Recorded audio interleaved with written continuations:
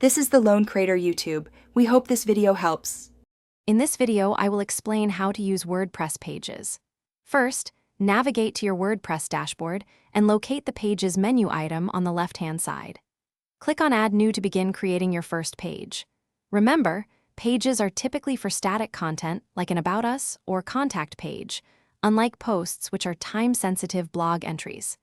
This foundational step is crucial for building a well-structured website with clear, permanent information for your visitors. Once you've started a new page, you'll encounter the block editor. This intuitive interface allows you to add various content blocks.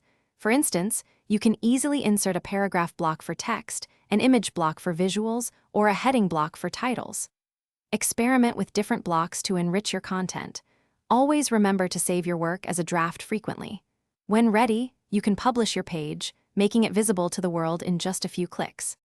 Beyond just adding content, WordPress offers powerful page attributes for organization. You can establish a hierarchy by assigning a parent page, which is excellent for creating sections like services with subpages for individual offerings. Adjusting the order attribute allows you to control how pages appear in custom menus. Furthermore, explore different page templates to apply unique layouts, such as a full-width template or one with a sidebar, giving you significant design flexibility. Before making your page live, always utilize the preview option to see how it will appear to your visitors.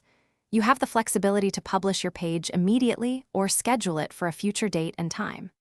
After publishing, managing your pages is straightforward. You can easily update content, move a page to the trash if it's no longer needed, or permanently delete it. These tools ensure your website remains current and well-maintained with minimal effort. Thanks for watching. Consider subscribing if we helped you.